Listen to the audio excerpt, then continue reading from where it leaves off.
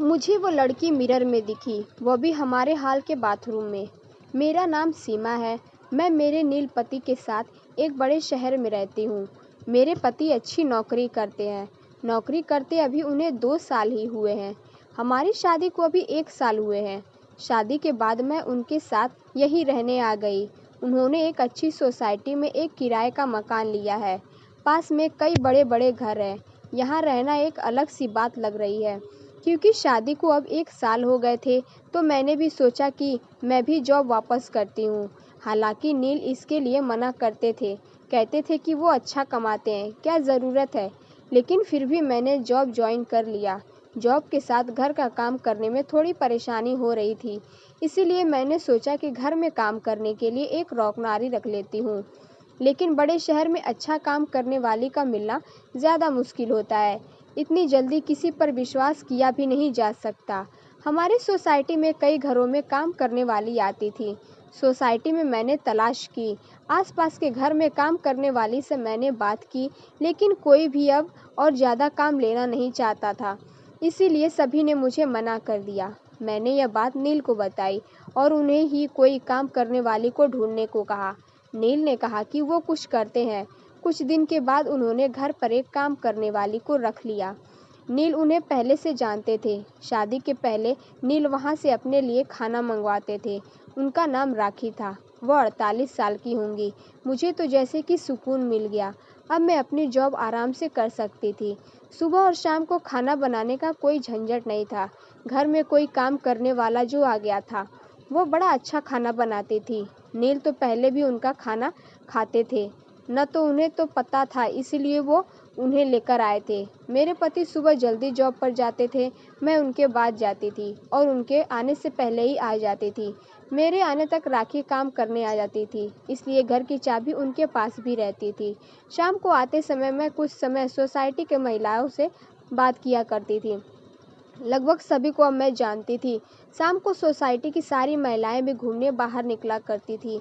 ऐसे ही एक दिन जब मैं उन सबसे बात कर रही थी, तब एक खबर मुझे पता चली। हमारे 5 घर छोड़कर एक परिवार रहता था। बड़ा रईस था। उनका वो खुद का घर था। उस घर में काम करने वाली एक लड़की करीब 19 साल की सुबह से घर पर नहीं थी। वह लड़की उनके घर का काम करने के साथ वहाँ रहती भी थी। वह आंटी बता रही थी कि वह सुबह जल्दी काम से उठती तब वो लड़की घर पर थी ही नहीं। फ़ोन किया तो उसका फ़ोन भी स्विच ऑफ था। सोसाइटी में किसी ने उसे जाते नहीं देखा। वह आंटी कहने लगी कि घर देखना होगा, क्या पता कुछ लेकर गई तो नहीं। लड़की तो अच्छी थी, लेकिन आजकल कब कोई बदल जाए इसका पता नहीं चलता है। उस लड़की को भी मिली थी, अच्छी लड़की है, बात तो अच्छे से करती थी। इतना ज़्यादा मैं उसे जानती नहीं हूँ। शाम को सारी बातें और घूमने के बाद मैं घर आई। नील मेरे आने के कुछ घंटों बाद आते थे, लेकिन आज मैंने उनकी गाड़ी घर के बाहर देखी। वो इतना जल्दी आज कैसे आ गए? यही सोचते हुए मैं दरवाजे की ओर जा रही थी। दरवाज़ा मैंने अपनी चाबी से खोला, लेकिन वह नहीं खुला, क्योंकि उसे अंदर से बंद किया गया था। मैंने डोर बेल बजाई, लेकिन कुछ देर बाद खड़ी भी रही, लेकिन कोई दरवाज़ा नहीं खुला। थोड़ी देर बाद वो आए और उन्होंने दरवाज़ा खोला। नील ने कहा कि तुम आ गई। उनके चेहरे पर एक अजीब सा डर था। मैंने पूछा, क्या हुआ? इतने डरे क्यों लग रहे हो? वो बोले, कुछ नहीं, मैं नहा रहा था, दरवाज़ा मैंने अंदर से बंद कर दिया था, आवाज़ नहीं सुनाई दी। उनकी बात सुनकर मैं अपने बेडरूम में चली गई। सुबह से घर से बाहर थी तो मुझे बड़ी थकावट हो रही थी। बेडरूम का दरवाज़ा बंद करना मैं भूल गई, तो हवा से इधर उधर हो रहा था। जब दरवाज़ा खुला है तो बेडरूम के मिरर से हमारे हॉल का बाथरूम दिखाई देता है। मैं मिरर के आगे खड़ी होकर अपना मेकअप निकाल रही थी कि मुझे वह लड़की मिरर में दिखी, वह भी हमारे हॉल के बाथरूम में। नील भी उस बाथरूम में घुसे जिसमें वो लड़की पहले से ही थी। यह सब मैंने क्या देखा, मुझे यकीन ही नहीं हुआ। इतना दिखने के बाद मेरे बेडरूम का दरवाज़ा बंद हो गया हवा से। मुझे अब बाहर का दिखाई नहीं दे रहा था। मैं अपना सर पकड़कर अपने बिस्तर पर बैठ गई। मैं सोच रही थी बाहर जाकर देखूं और जो भी मैंने देखा वह सब गलत हो। मैं धीरे धीरे अपना बेडरूम का दरवाज़ा खोलने के लिए गई। मैंने दरवाज़ा खोला तो बाथरूम का दरवाज़ा तो खुला था। नील और वो लड़की दोनों ही वहाँ नहीं थे। मेरी स्थिति उस समय क्या थी मैं बता भी नहीं सकती। मैं यह सोच रही थी कि नील उस लड़की को कैसे जानता है। वह लड़की जब मैं यहाँ नहीं थी तब नील के साथ क्या कर रही थी और अब नील उसे लेकर कहाँ गया। मैंने सोचा कि मैं नील को फ़ोन करूं। मैंने उसी समय फ़ोन किया। नील ने कुछ देर बाद फ़ोन उठाया। मेरे कुछ पूछने के पहले ही नील ने कहा कि मुझे कुछ काम आ गया है, बस थोड़ी देर में आता हूँ। इतना कहकर नील ने फ़ोन काट दिया। वह मुझसे झूठ बोल रहा था। आखिर ऐसा क्या कर रहा था जो उसे मुझसे झूठ बोलना पड़ रहा था। मैं अपने आंसू रोक रही थी, अपने दिल को समझा रही थी कि नील से बैठकर एक बार बात कर ले। अभी से कुछ भी मत सोच, शायद कुछ और बात होगी। लेकिन फिर भी यही ख्याल आता कि आईने में मैंने उसे देखा। थोड़ी देर बाद हमारी काम वाली राखी भी आ गई।